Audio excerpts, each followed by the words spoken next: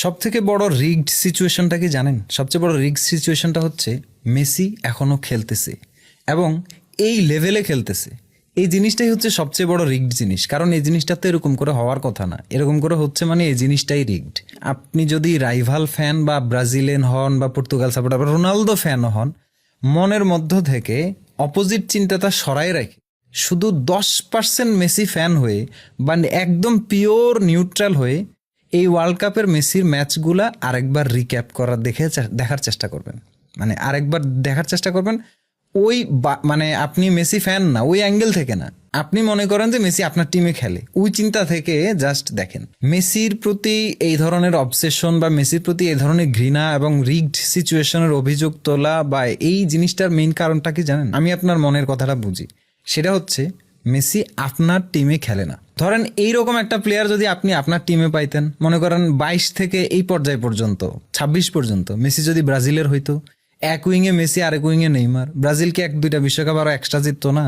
5 star এতদিনে 7 star হয়ে যেত হয়তো। ধরেন আপনি আবার পর্তুগালের যে গোল্ডেন জেনারেশন বা গোল্ডেন টাইমটা যাচ্ছে বা গেছে, এই সিচুয়েশনটাতে ওদের হয়ে মেসি খেলতো, তাহলে কি হইতে পারতো একবার চিন্তা করেন। আপনি পর্তুগালের সাথে সিমিলার এক্সাম্পল দিলে সবচেয়ে বেশি সুবিধা হবে, কারণ কি আপনি স্কোয়াড পজিশনিং চিন্তা করেন, গোলকিপিং পজিশনে আর্জেন্টিনা আগায় থাকবে পর্তুগালের থেকে। এরপরে ডিফেন্সে একদমই মানে কম্প্যাক্ট 19-20, খুব বেশি না। ফুলব্যাক সিচুয়েশনে আর্জেন্টিনার কাছে নুনো মেন্ডেসের মতো কোনো প্রোফাইল নাই, জোয়াও ক্যান্সেলের মতো কোনো প্রোফাইল আর্জেন্টিনার নাই, যে দুর্বলতার জন্য আর্জেন্টিনা পুরো বিশ্বকাপ সাফার করছে। এই রকম ফুলব্যাক লাক্সারি কি আর্জেন্টিনার আছে? কিন্তু পর্তুগালের আছে। ঠিক সামনে মিডফিল্ডে আসেন, আর্জেন্টিনার মিডফিল্ডাররা এই ক্লাব সিজনে যেরকম পারফর্ম করছে সেই তুলনায় আপনি একটু বুকে হাত দিয়ে বলেন তো পর্তুগালের মিডফিল্ডটা কেমন ছিল? Vitinha, Joao Neves, Bruno Fernandes English Premier লিগের সেরা প্লেয়ার হয়েছে। একবার চিন্তা করেন তো, এই টিমে আপনি জাস্ট মেসিরে যোগ করে দেন।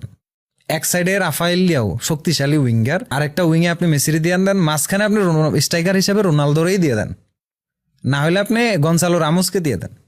তারপরে আপনি বলেন তো এই পর্তুগাল টিমরে ভয় পাইতো না? বা পর্তুগাল টিমের ক্রিয়েটিভিটি, প্লে মেকিং বা মেসি সহ পর্তুগাল টিম কোন জায়গায় হিট করতে একবার চিন্তা করেন তো। মানে কেউ তো কল্পনাই করতে পারতো না যে কি হইতে যাচ্ছে বা কি হইতে পারতো। মেসি ওয়ার্ল্ড কাপে 8 গোল টপ স্কোরার, এবং সেটা পর্তুগাল থেকে। তাহলে তো আজকে কোয়ার্টার ফাইনালে পর্তুগালে থাকতো। এই আর্জেন্টিনা টিমকে আমি কোনোভাবেই ছোট করতেছি না, তাদের যথেষ্ট ভালো প্লেয়ার আছে এবং ভালো ভালো স্কোয়াড প্লেয়ার আছে যারা মেসির জন্য ওরকম জান প্রাণ দিয়ে খেলে।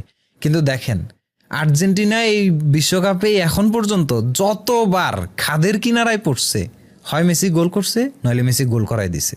আমি বলতেছি না আর্জেন্টিনার টিম খারাপ, কিন্তু আর্জেন্টিনার টিম মেসি ছাড়া কানেক্টই করে নাই। একবার চিন্তা করেন, এই মেসিকে আপনি ব্রাজিলের যে কারেন্ট টিমটা নরওয়ের সাথে